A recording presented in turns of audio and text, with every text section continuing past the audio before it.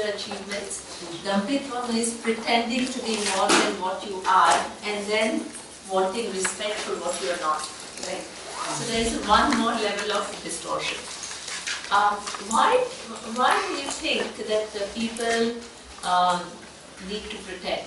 What do you think is going on in the mind of a person who is putting up a facade and showing oneself to be more than what one is? They protect themselves from actually looking at the truth of what they feel within, or to impress. To be accepted by others. Is it because it feels insecure? Absolutely. Right? So that means that there is a kind of a facade that when you are not totally sure about yourself and you feel not very good about yourself, but you want to be accepted by others, so you want to impress others and you want to be accepted by others, and therefore you show yourself to be more than what you are. Okay? And sometimes it's something which is complex, because you may think, oh my God, what is the need, So I was giving a talk somewhere and one lady said, yeah, but why should we even do that, right? So who cares what people think about us? But do you think that we all are like so indifferent to what people think about us? Not really. We are all in some way or the other wanting to be accepted by the society. And when the society has created a norm of a success or a person who's important, so what is a cliche of an important person or a successful person? In a normal sense, who is considered to be a successful person? Rich person. Rich and powerful. Powerful. Anil Ambani, Mukesh Ambani. Exactly. Or the other way is intelligent. Yes, Professor, exactly. doctor. Yeah. So that's a German society, maybe. Being a great sportsman also. Yeah, sportsman. Yeah. Anything that you, maybe a talent or even Usually financially. But a talent which comes with a financial gain. Usually related to how much money you've made because of what you've done. Exactly. Wealth is the common. Yeah, actually, you're right. It all boils down to that at the end. So rich, he's got so many cars, he's got such a beautiful house. Even the sports, if it's the cricketer, he's naturally going to make that much Sachin money. Tendulkar, It's not always in a very sports confused thing. as well. So therefore, we all live in a society where we have all somehow implicitly or explicitly have agreed what is a profile of a successful person. Right? And you're born into that. So that's why when you're born into that at a very young age, then what happens? That influence you can't just totally take out and you can say, oh, I don't care what others, I just have to be secure within myself and I have to be confident within myself. It is all not going, how much lecture I give, oh, you have to be secure within yourself, you have to have a self-worth. It'll all say yes, yes, yes, because you realize, but then you go out there and you continue to suffer from complexes which are what? So much part of our being in the society, right? So therefore, no amount of advice is actually going to change it. Again, we need to stay with this value and we have to see what is going on. Okay? So therefore, I'll tell you that the power of the commonly held values and how much they influence you. Okay?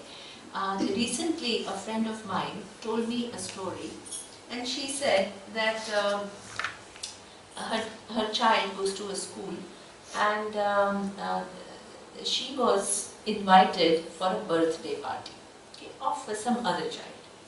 And so they had put down in the diary that, okay, on this date there is a birthday party of this friend. And just a few days ago, before the party took place, the party was cancelled.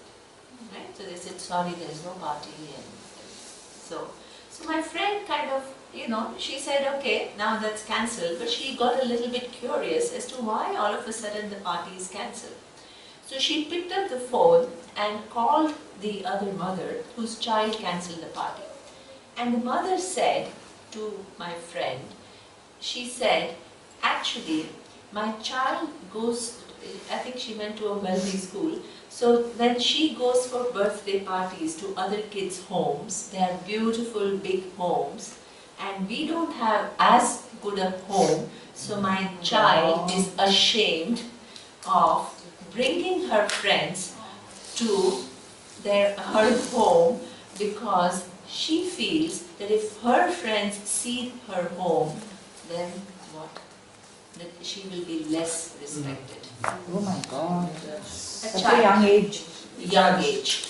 This is what I want to say. You see, the power of this conditioning is not something which is ordinary. A child who is never explicitly told by anybody that the success is money, the success is what? Fancy home. Big house, fancy house. Hey, probably nobody has told her very explicitly. But the child is very sensitive. They pick up. They pick up what is valued. And you come under the pressure. How do you deal with that? This is a very early age conditioning. Okay? And therefore, it takes time. What do you think the parent has to do? The parent whose child feels like that, what do you think you have to do? Do you have ideas? Sit them down and explain. Yeah, sit them down and explain to them. This is what we have, we can't give you any more at this point in time. Okay, so I will give you an example of how it was done. Right. So this is a real life story. So this is how a child is, and it's not, you can't do anything, right? And then this child, imagine if the child is not talked to, and you to just leave the child with this feeling, and the child grows up, and the child keeps on receiving feedback like this again and again and again. Now this child becomes an adult. This feeling of inadequacy will be what? Deeply entrenched. It's not something which is a small thing there. Right? It becomes so deeply entrenched, and therefore, and you'll always have people who have more than you. You always have people who have more than you. So there is no end to one feeling. You know, you have a BMW and you'll always find somebody else who has I don't know, Mercedes-Benz, or we went to Dubai recently and people have Rolls-Royce like I don't know how many, and I was so surprised, you know. So there is no end to it.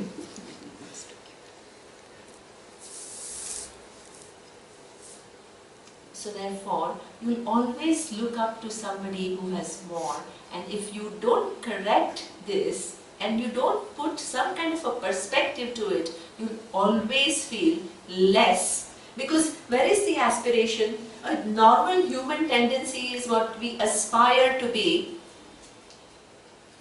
What? In a little higher, so-called higher circle than what we are. That is a natural aspiration, to move forward in life. And that natural aspiration is something which is very evident.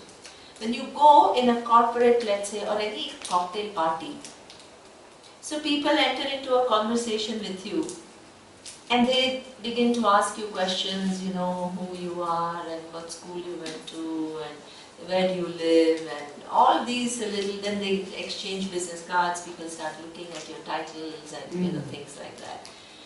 And while that exchange is going on, do you think people are just curious to know who you are? No, they want They to know want where their they positions. Exactly, they all establish, they want to see where exactly you belong. Okay. And when they see that you are of the same status, then what happens? Then there is a conversation, there is whatever. If they think that you're less than them, then what happens? They move on. They really move on. Sometimes you see very quickly, they think that, okay, now then by the time you're answering something, their eyes will start moving and they'll start thinking, now who do I connect to? And how does it feel? When I'm talking to somebody and somebody starts losing interest in me, because I'm just presenting who I am. How does it feel? Terrible. Terrible. Really. Nobody can take away that feeling. You feel bad. So therefore, what is a natural tendency then? You want to impress. Exactly. Because you feel bad, then you want to what? Put yourself as somebody who is, show yourself to be somebody important, right? So that you get respect from others, you impress others, because this is way you gain a certain standing in the society. Okay, so now, sometimes what is interesting, I was giving a talk like this somewhere, and one of my students, she pointed out, she says, you know, this is all, it's so true, and sometimes she says it's so institutionalized. She said that my daughter is applying for some universities in the US, and she has to write an essay about herself. Right? There's an essay about herself, about who she is, what her value is. And there she has come up, she said, you know, she wrote this wonderful essay about herself, totally exaggerating who she is and, you know, what her accomplishments are and everything. And she said, when I read that essay, I said, is this my daughter? She said it didn't correspond at all to, you know, what that person is, but she has to show herself like this to get into what, you know, what the good universities are. So sometimes she says, now what do you do? If you just show yourself as an ordinary person, not by 15, 16, I mean, you couldn't have accomplished some big things, and you couldn't have really thought about some path-breaking things, and you're just an ordinary person struggling to find out what you want in life. But if you say that, who will accept you? You have to sell yourself as a package. Exactly. Absolutely. Absolutely. So that means, it's so true.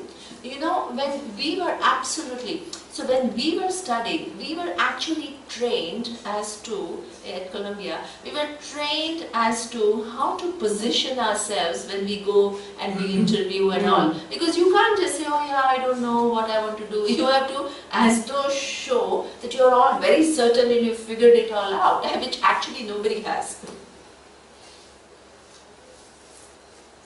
Right? So therefore, sometimes it's all institutionalized. You find yourself in that system, and in order to what? Succeed, you need to play the game. Right? There's a whole package. So that means we live in a faulty system. Now, you can't break the system because that is out. I loved what Rajan said yesterday. Intelligent living is, if you want to change, now I want to change the society. I want people to be all genuine people.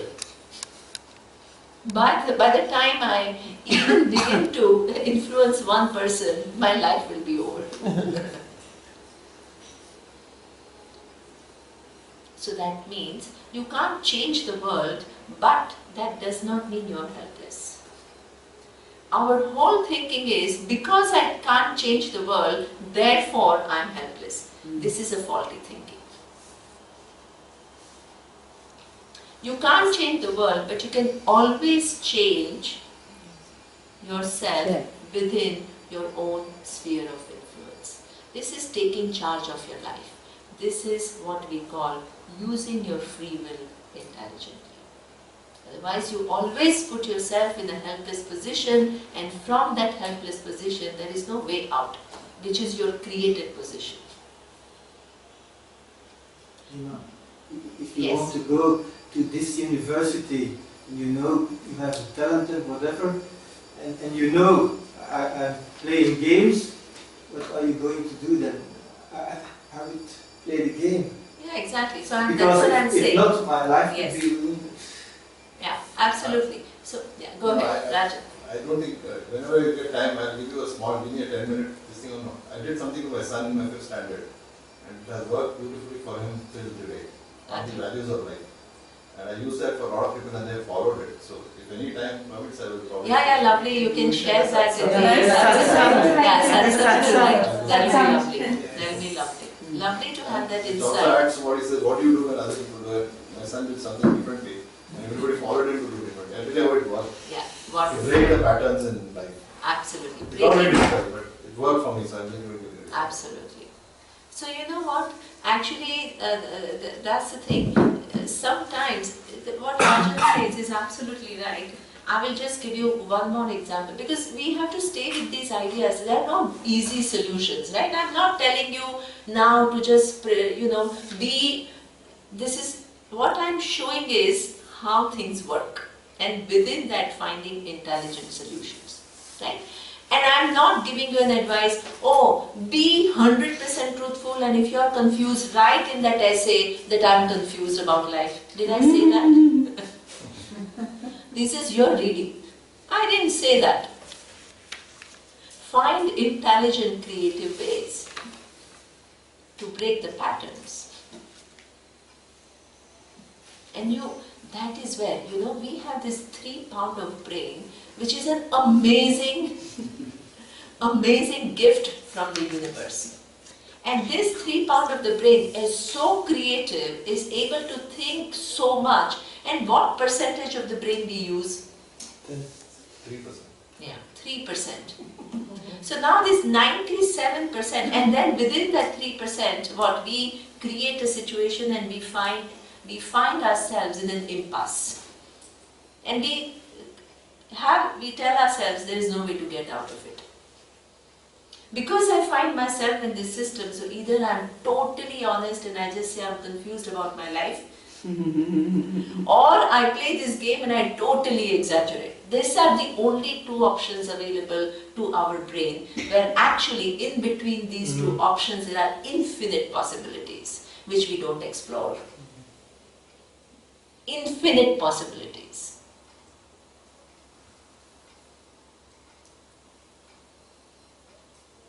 This is where you begin to open up.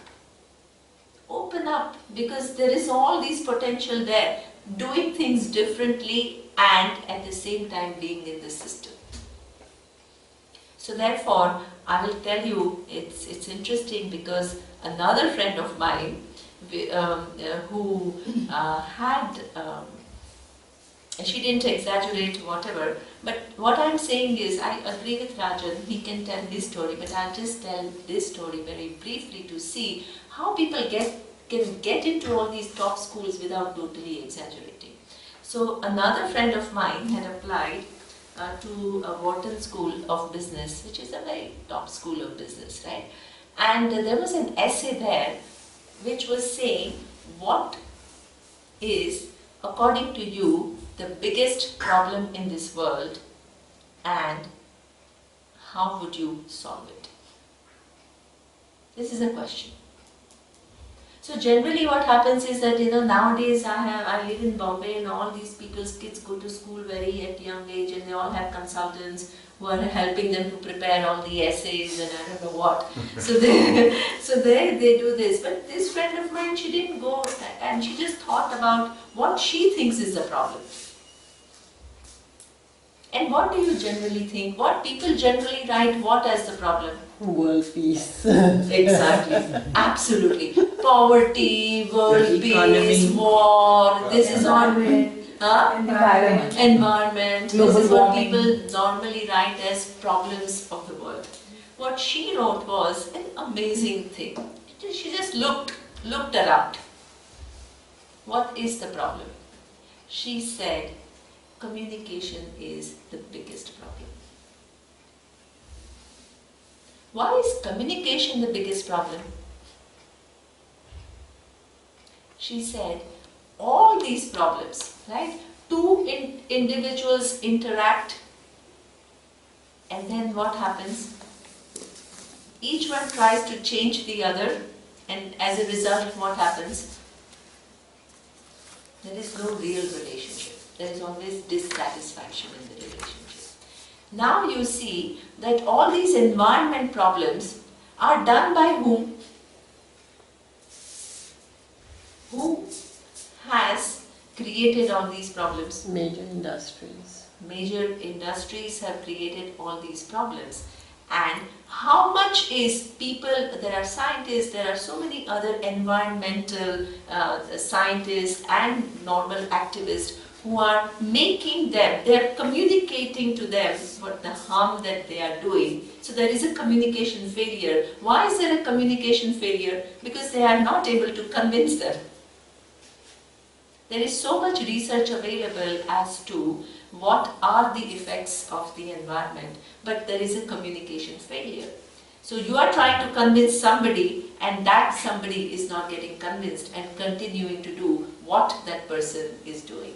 War. What happens? One country leader is trying to convince the other country leader, and then the other country doesn't listen, and then these are all communication problems. The war, environment, people interacting. Because we are all, this so-called environment is not just getting deteriorated, individuals are involved.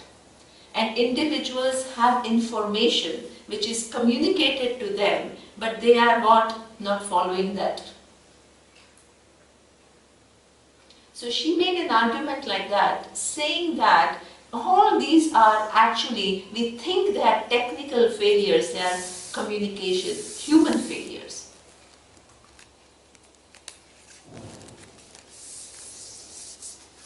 And then she got into Wharton School, right?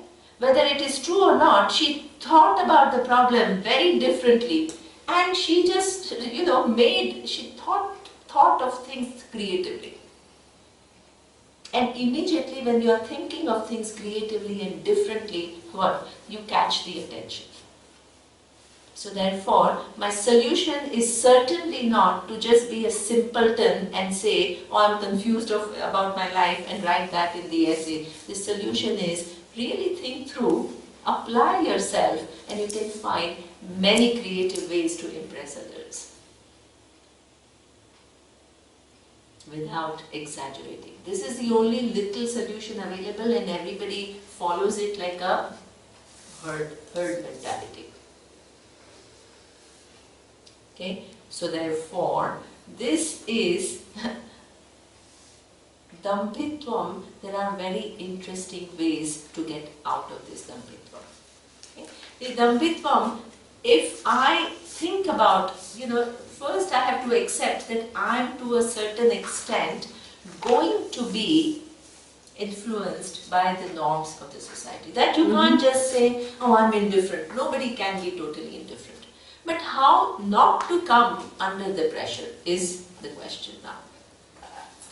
Okay? How not to come under the pressure is, what do I lose by being pretentious? What am I trying to do is impress others, right? By being pretentious, putting up a face. But what do I lose is not very clear to me. What is wrong in being, first of all, what is wrong in being pretentious? You're not true to yourself. Exactly. You're not going to be at peace. You're not true to your inner self. That is in a way you're cheating. Yeah. In a way you're cheating. Absolutely.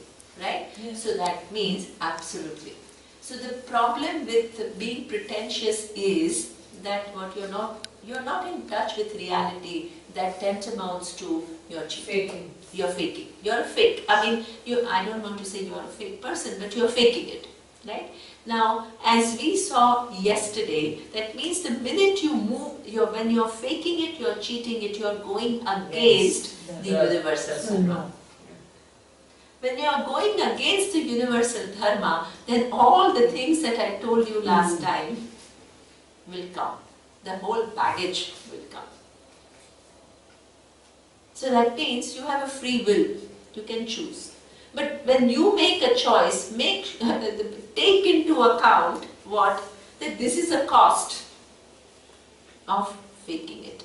What I want to do is to impress others, and what I'm ending up is with guilt, fear, then lower self-esteem, because of which I would want to put what? The gap between who I am and who I want to show becomes bigger and bigger over a period of time. And I'm moving more and more away from the reality.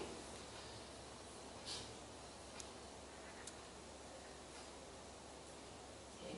Then when somebody else is talking about them, then you will feel, now maybe I should take 20% of what that person is saying, because why?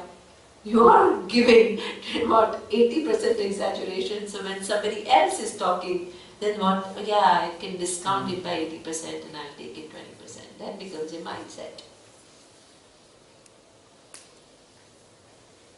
Distrust. This is all the cost. Now, when you begin to see that this is a cost, then are you more willing, now see, are you more willing to put up with that person who's looking away when you present your true self, or are you willing to carry this big load with you? There is going to be a discomfort. Nobody can say I'm totally indifferent when that person looks away. And nobody can change the other person either. But you are assessing what is, what can I deal with more easily. Before, what was it? You wanted that attention. Because otherwise, what? You would feel no good. Now you say, yes, I will feel little uncomfortable, that's true, but if I feel that is a small cost compared to what else, what I am going to end up with. So therefore, naturally all these pretenses drop. Now are you not going against the flow when you're doing that? So when you, actually it is true, but you don't always have to, right, go totally, so that's what I mean to say, that within a certain norm, you have to find creative ways. You may not, it doesn't mean that tomorrow I feel like wearing the dhoti and I do that, right? I mean, you follow a certain norm, but you don't need to exaggerate. The other way of looking at it is simple, that when somebody rejects you, when you are being a straight person and being, like you said, trying to be honest and straight about it, the fact that he is rejecting you automatically, one way is to say, I am getting rejected. The other is saying that person is struggling with some other problem, which is why he is not able to take you the right value. It's his, that person, he's not arrived, he's still trying to figure it out. So poor thing, let him figure out where, like, he'll come back to it. So you don't become a weak person or a victim to the situation. Exactly. Yeah, I'm not the victim, he's probably a victim of a situation. So leave him as a victim and saying, maybe I can help you.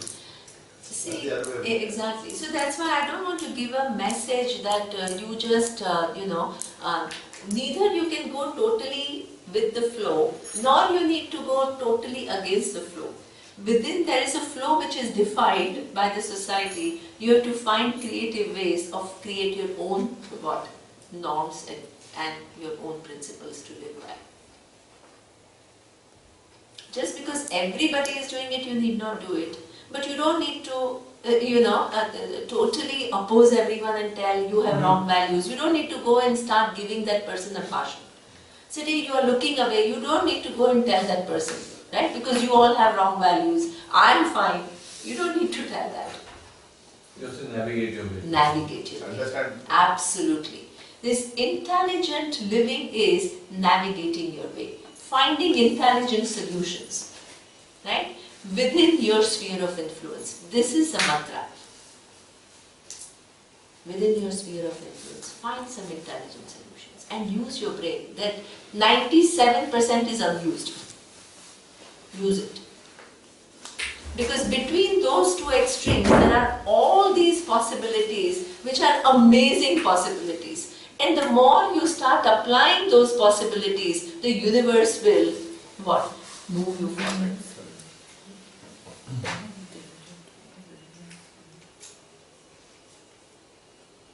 Move you forward. You will gain strength. And from that strength, nothing gets shaken. That every time you're able to cope with one little discomfort and you stand for what you feel with a certain understanding, in an intelligent manner, the next time you will get little more strength than that, then little more strength than that. You don't change from here to here. You make small changes to take you from here to here. And every time you make that one step, universe helps you in 2 more steps. Okay? That pretends you have to give up, because only then you become an authentic person. Authenticity is something nowadays, it's a buzzword in Europe. Everybody talks about being authentic, and Surya has all these high-level consultants in Europe, and they're all talking about that. They realize that the societies that we have created are at times so far removed from the truth. But we can all make that one little step. That one little step is very important. And identifying that step, which is a very, very important step. And if everybody starts doing it in their own way, you will see how quickly we can actually bring about a change. So our teacher used to tell us a story that, things on our own may seem like, oh yeah, how can I change it? So there was a village which had a drought, and then there was not enough food, right? And because there was not enough food, nobody had so much access that they could actually share with other people. So now, what? Some people were going hungry. So what was the solution?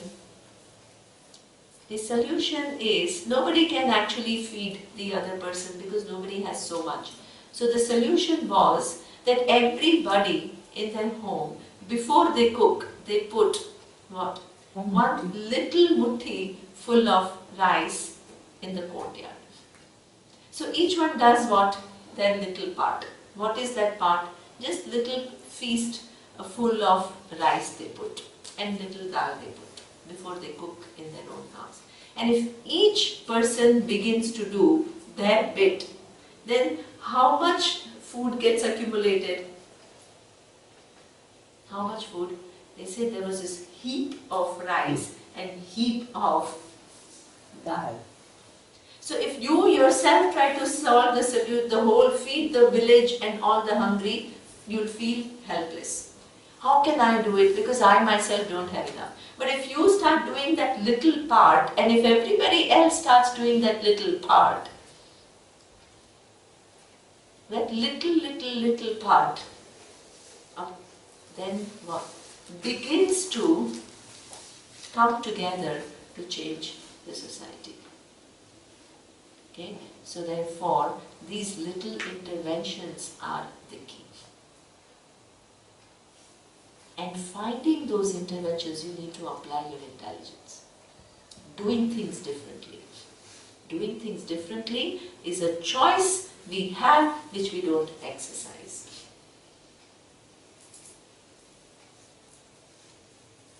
Okay? So therefore, that dambhitvam is, you can say, without denying that discomfort, you can say the cost is too much. When the cost is too much, you find a different way, right? Not defying the system, but what? A different creative way of getting out. You don't need to conform to every system that you are part of, 100%.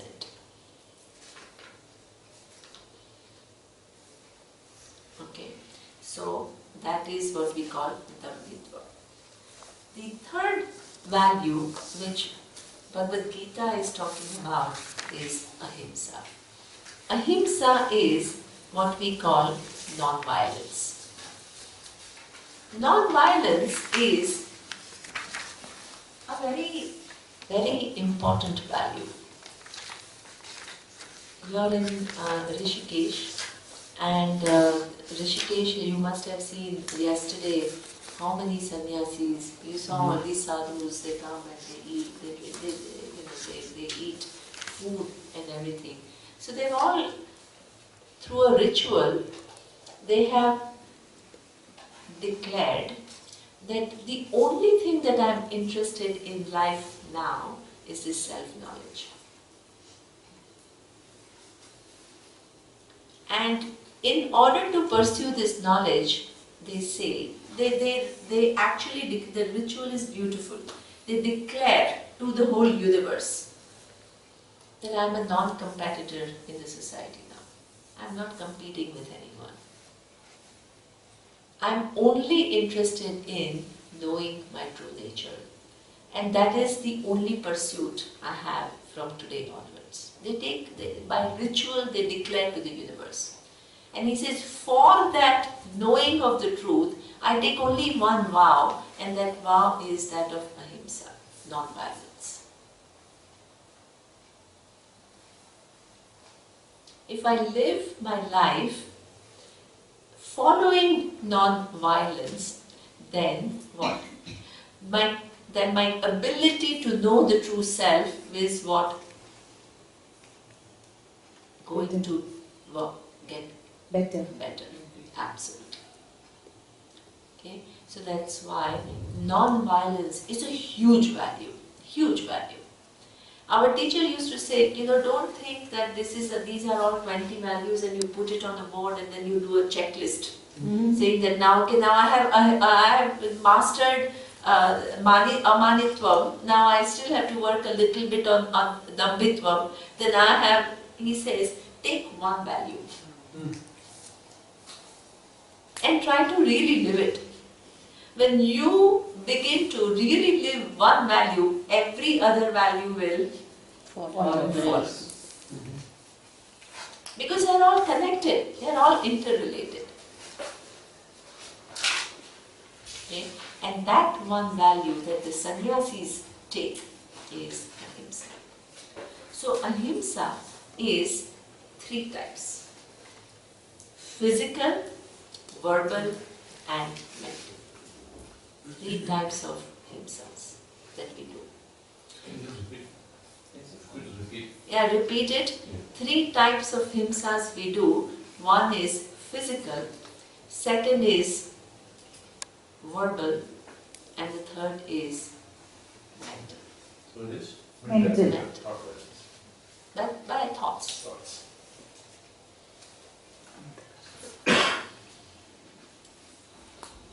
The first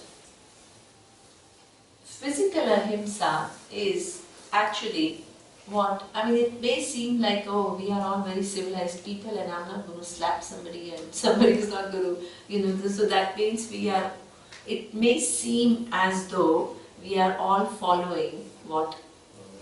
Non-violence. Actually, I was quite surprised. I'm an economist and I used to work with the UN. So I was in an economic section. Then for a while, they asked me to go to a gender section. Gender section is, they talk about issues related to women and things like that. Because those women were all very emotional and very, very connected to the cause, and they were activist type. Whereas they wanted a little bit of an economist mind who's analytical and will just present the problems and, and it's a little technical rather than just this passionate wanting to change the world. So they asked me to go there, and I was actually looking at the statistics of violence against women. And I was appalled. Violence, even physical violence against women, is hugely prevalent. Hugely. And it has got nothing to do, what was even more surprising to me was, it has got nothing to do with, we think it's a developing country problem. It's not. Not at all. In the developed countries.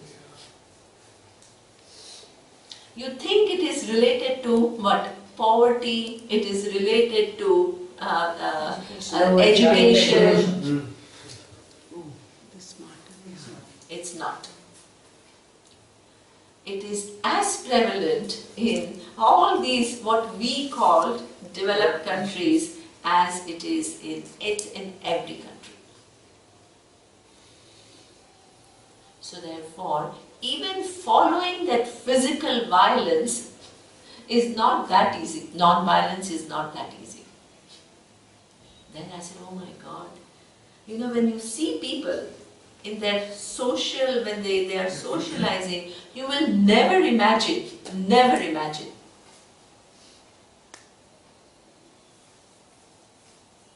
what is going on.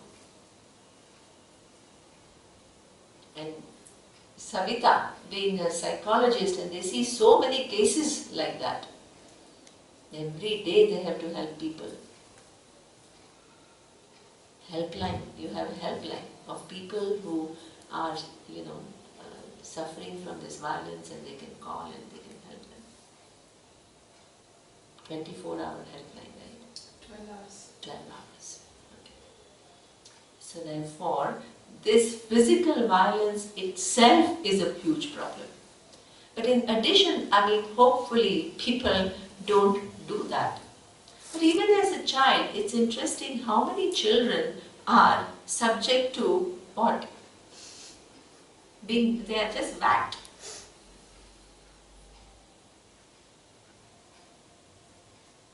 I have, some the Indians in the US, they really, because in the school, they tell the kids that if your mom or dad is doing a call an emergency, so sometimes you get little angry with the child and they'll threaten you. They say, I'm going to call the police. Which is in a way good, It's good. The child has an awareness and says, hey, if you are going to abuse me, I'm going to, there is a system, there is a social system. So the parents say they have to be so careful how they handle the child and put them in jail. But it works both ways, because then the child Then it is going, yeah, absolutely. But what I'm saying is that awareness is there, right? That little awareness that, hey, you can't abuse me, So,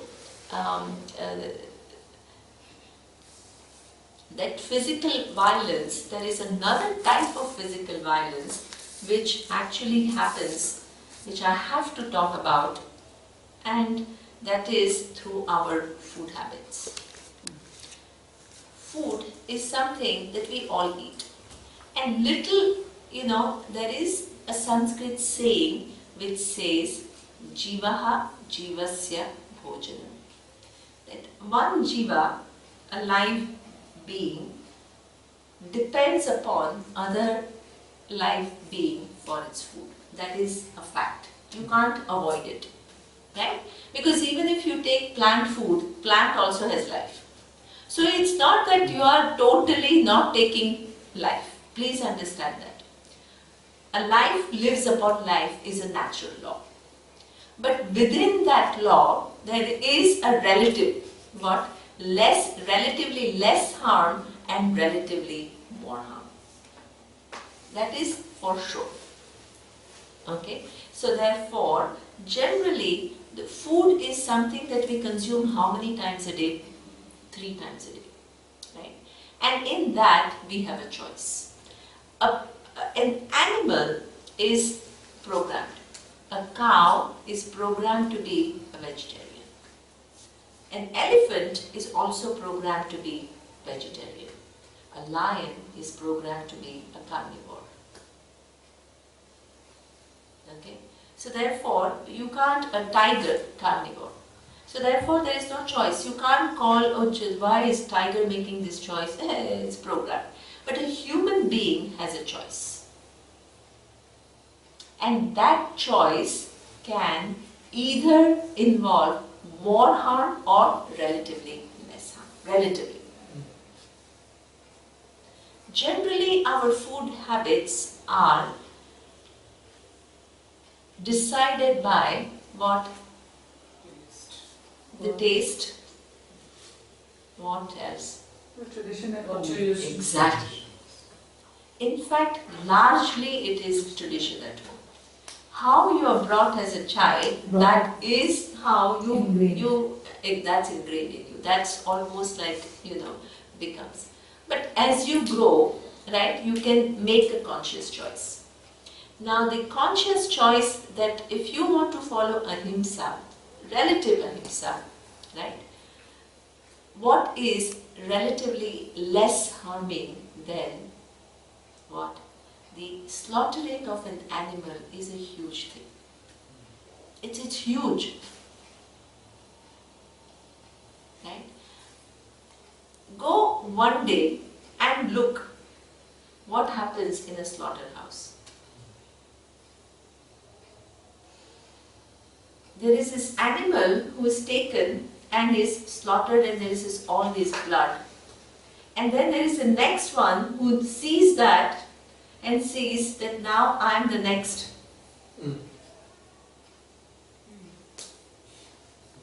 I am next to go. The kind of trauma that this animal goes through is something which is just incredible. And the trauma is so much that there is a natural survival mechanism. What does it do? It releases all kinds of what? Toxins. Toxins in the whole system. Okay.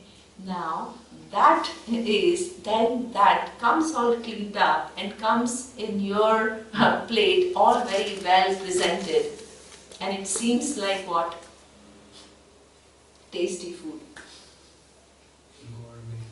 Gourmet food, right?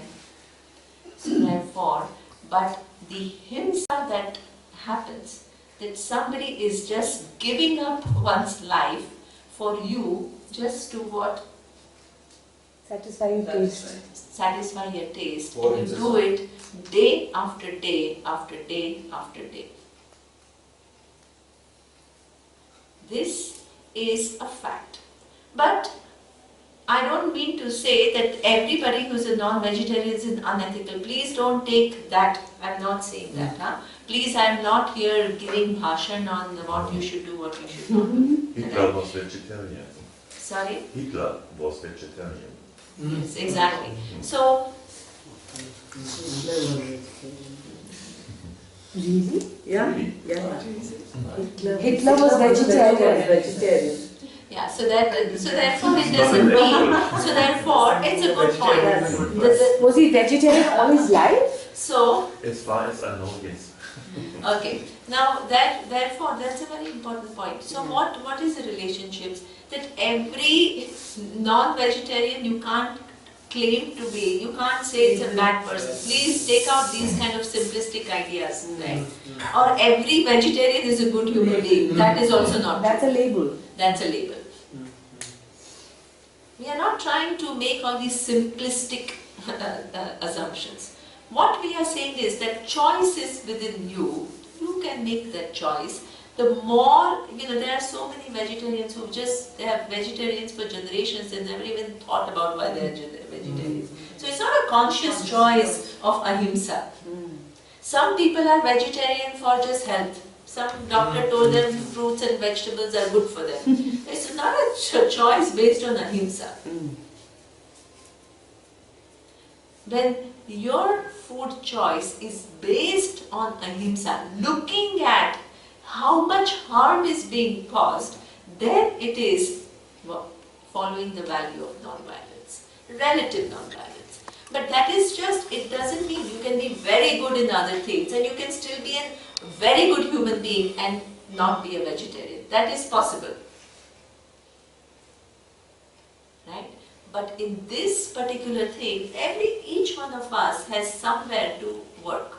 Somebody is very good in one thing, the other one is good in something else, the other one is good in something else, one has to pay attention here. So we all have different areas to take care of.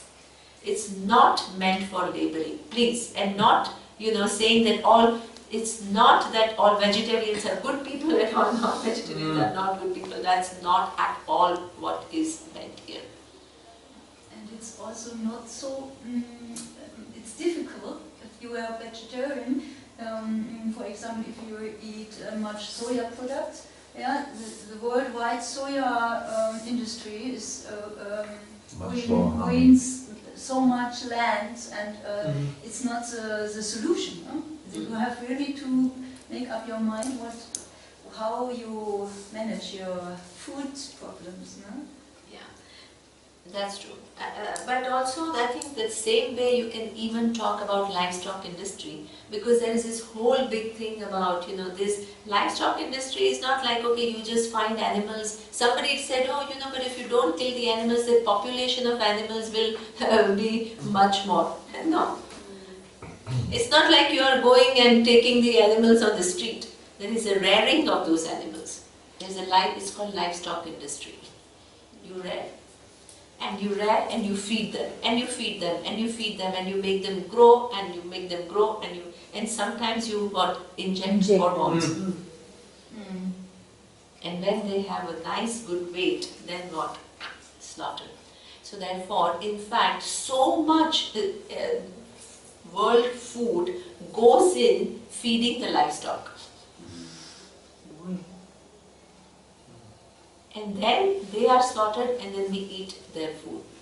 But actually, if those farmlands were released to for human consumption, then there will be plenty of food in this world. And while they are being raised, they release gases, methane. And that methane gas is what? One of the biggest cause for this global warming problems.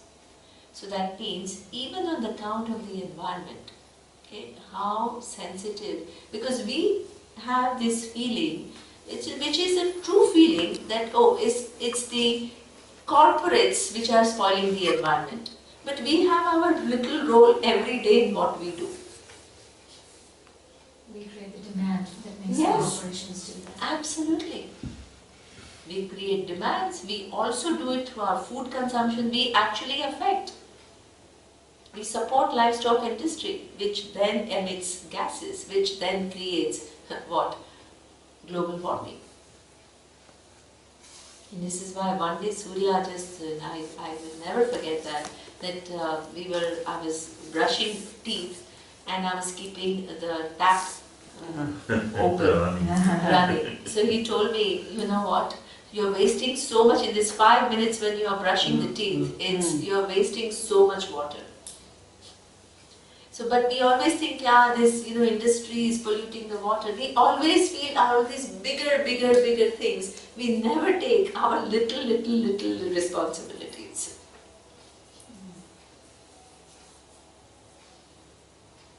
So that whole living that well thought of life, not governed by just habits, not governed by conventions, not governed by, right? You don't have to become rebellious, but make those small changes in your life and you will see how much there is all these sensitivities start happening. The mind becomes very subtle, very aware of people's needs.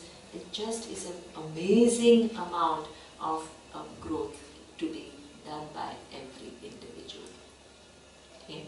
So therefore, this ahimsa is this is what we call physical ahimsa. The second ahimsa is verbal. So many times, as I told you in the morning, people suffer from what? Guilt and hurt. And many times it is what I said. I said something and then what happened? There's a consequence. Regret. There is a regret. I said something which created such an impact on that other person. Okay? Sometimes mothers say to the child, right, oh, I didn't want you. When a mother says that to a child, it's a disaster.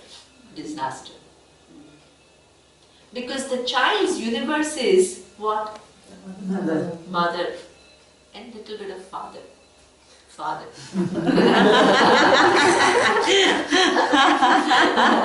Give them 3%. 3%. Right? And when that universe doesn't want you, right? She's your universe and that doesn't want you. How do you feel? Devastated. That child's universe gets shattered. It gets shattered. And you're too, what? It's too much of a hurt. And how did the mother, did she even realize what she was, you think she was really? Not at all. They just say it like that, it's most of the time, most of the time it's not even really very loaded and it's not like a torture or anything, just passing statement which impacts the child for rest of one's life. Destroys the child. And the child carries the burden of not being loved, not being wanted for rest of one's life. And you'll be surprised how many adults feel unloved. And that are not being loved, the source, where is it? In From childhood. Most of it is in childhood. So we as parents, we think that we love our kids and they are the most important thing. But how are they feeling?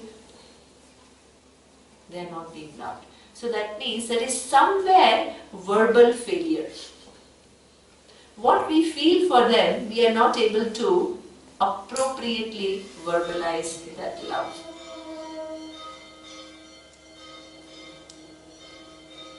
Right? So therefore, this verbal feedback is such an important thing. Okay? So generally what happens, our teacher used to say, your child comes to you with a exam marks, and then you look at it, and then maybe in 5 subjects the child has done very well, and in one he has not done well. You only focus on that one. You don't even congratulate the child by saying, oh, very well, you've done so well, but here you can, but it's like, why is it like this? How does a child feel? Always inadequate. And then if the sibling has done well compared to the other child, then that sibling becomes a what? A star. Now the other person, you are not even actively saying that you are bad or anything, but by making that other person star, the other person feels even more inadequate and then thinks that my parents don't love me. Okay? So that means all these things get built up. It's all our verbal communication failures. Right things. You know, right from the beginning, we only tell children, don't do this, don't do that, don't do this.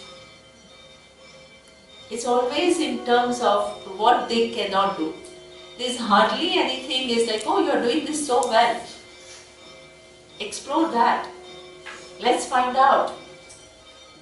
Never open-ended, which actually enables them to expand themselves. It's always controlling, commanding, disciplining, which actually, that's why the brain which is there is what is getting more and more conditioned rather than what expansion. Mix up. Okay, all mix up. All the mixings up in our life are just incredible. They are mix up within mix up within mix up within mix up. So whole Vedanta is the process of mixing up. Okay, so therefore, this verbal, how you speak, what you speak.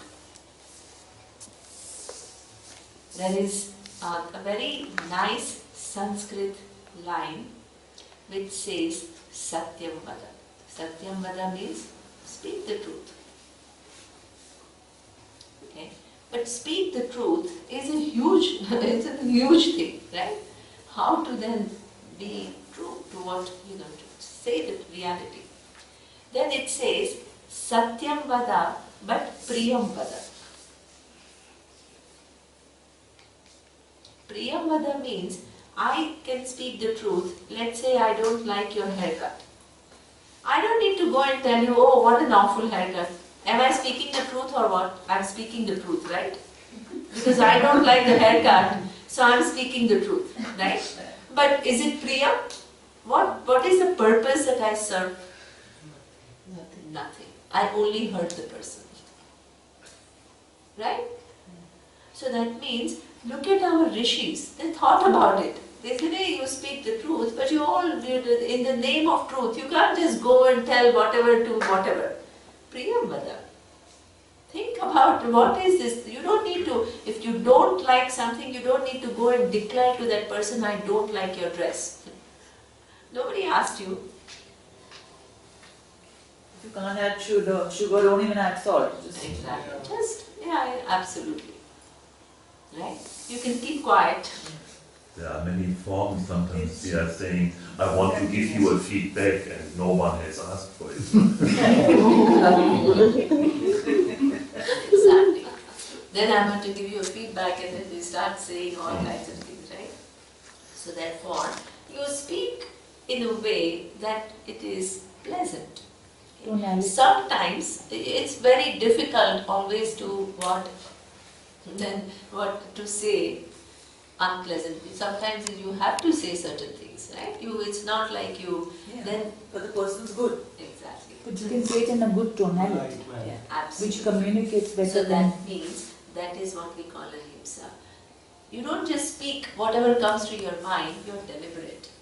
You think about those implications of those words and what it is going to do for the other child. For whoever is in front of you, not the child, but whoever is in front of you. Mindfully. So that mindfulness. Actually, That's these why. days, on the entire media and the social media is Satyavada but not Premvada. And There's it's so much conflict. yeah, and sometimes it's not even Satyam Vada, right? Yeah. It's all It is Theravada. On that one, it's really Theravada. That one little thing becomes such a huge One word and then the Mahabharata is created. absolutely. And it's One all little thing and Mahabharata is conflict. created. And then everybody gets all emotional and they all start making We haven't read the statements. rest of it either. Absolutely. But Neema, what happens if you're saying nobody's asked you, somebody does ask you? Very good. If somebody asks you, you need not say this is bad. You can say this may be not my taste. There are ways of saying But say there are But the- somebody is wearing something, and this is one of the very common ones, things, yeah. all dressed up for the party, and the person is looking absolutely ridiculous. I'm not only like all of us sitting there, and yes, all of us are, it's not only my opinion. So how do you say, and you are going out the door and you're saying, how am I looking? As a close friend, you could always sort You are of looking temper very it good. down. Yeah, just say one word, hideous. Out the door. Interesting. I say that. But you also don't want her to look like an idiot. Basically, So then That's our problem. Huh? See the larger picture. So then what you have to say, this is not my taste. Because which is a fact. I don't particularly like it. I don't particularly like it. Exactly. Oh, but sometimes it's like, you but- don't like it really? And it may happen to me also, like I've asked. But tastes are different. Yeah. Yeah, but Taste. sometimes there is taste and there is taste. There's sometimes it's really bad. Then there's no way to manage. Subjective also. Yeah, absolutely. Yeah, It's One of subjective. the ways to put feedback like that is to say, actually that dress you really did wonderful in that one. Yeah, why don't you take It's something that he wore Yeah, earlier, she wore, you can always see really actually that Why that don't dress you wear that? really suits you very well. Yeah. Leave that feedback. So then they would ask you, how about this one? They know that It's too late, yeah. It's too late. I can't. She's all dressed up. Husband No, is but- waiting downstairs, and you're saying no There's change. something No, not change. working But saying that with, you really look, that day, remember, you really look damn good in that dress. Yeah. That dress really suits you. It obviously means that this dress suits yeah, you. but the person says, but that is what I want, that you know what No, you won't. You won't. No, but you know what? I don't care. I mean, it is I don't have true. wearing, no? Because I've been asked, and if the person is looking ridiculous, the husband has no qualms about it. The husband muh pe phat. That's even worse. Well, trust You me, know- I'm telling you, this one, I've used it, I've worked all my life. You are working on your wife, right? You're too late for her. I learned it the hard way because I tried to, like, be very If it is with the wife, then Hinsa is not different. So if Satyamada doesn't work, it's Priyamada. If this Priyamada works, if you tell them what is good on them, they know this is not good, but they accept the point you're giving a positive feedback. They don't get hurt. Because there is a positive negativity. And it's not like it's a Tonality is 100% rule. Try to be careful, right? I mean, Something is not working. there are many times you can avoid it, sometimes you have to do it. Yeah. Right? I mean, the person is asking you and you have to give an honest feedback, you can give, right? There's no rule, it's like never do it. And then I said, but many times we do things which are not careful. Yes, I think And most of the times you follow this It's like and mentioning is, there can be when women normally some say, exceptions. this is about feedback. When women normally say, how does this dress and all? You said lovely dress, they're very happy. But they never say, are you looking lovely in the dress? No. So that differentiation also you can work on. If you think that the dress is good, yeah, the dress is good, but it doesn't suit you. I mean, you look better in something else. Yeah. And this color suits you better. You can find ways. That's what I did. Actually. I just had an exhibition and someone was wearing something that was not suiting them. They asked my opinion, so I could have sold it to them. But I said, this doesn't suit me, and I would really suggest that you try on something else. Wonderful. I mean, No, for you to say, that's when we go and the person who's trying to sell you something actually gives you that opinion. You really feel That good. you feel good that hey, this is not, and then I'll definitely buy something from you because you're telling me that you're not trying to sell me something, and that's a good point. Okay, so now with this, but here it's like, there's 100% of non-violence, as I told you, with anything is not possible, right? It's just moving from mindless doing things, mindless saying to be more deliberate, right? And see what is necessary, how to say it. There are so many different ways to say what you want to say. So exploring that and not unnecessarily just saying whatever comes to your mind. But even while speaking about a person when he's not or she is not there, is also the violence which we do all the time. The gossiping. The gossips also are part of the violence. Right. Not necessarily you have to hurt him directly. Even speaking about this is also violence. Yeah. Because they're not there to defend themselves. Absolutely. Right. And then we are passing judgments and we can get away by saying whatever we want about them. That's true. Absolutely. So this is non-violence. Yeah, that is true. Gossip is a huge, which seems like a very social thing and a very accepted norm. That's a very good point, right? But it's all verbal violence. Absolutely. You're talking about somebody and that person doesn't have chance to defend and doesn't have chance to clarify. And if you don't indulge in it, then people find you boring. Well said. Then the pretentiousness comes in. Yeah. Pretend that how much you are interested in. There is this beautiful joke, I have to tell you this joke. Okay, then we'll stop with the joke. Sorry. There is this woman who sits in the park every day, middle-aged woman, and they chat, and this guy is walking all the way, every day there's a lot of chatter. And suddenly one day he goes, and everybody's very quiet. So he asked those women, he said, how come all of you are quiet today? He said, unfortunately all of us are present today. So Good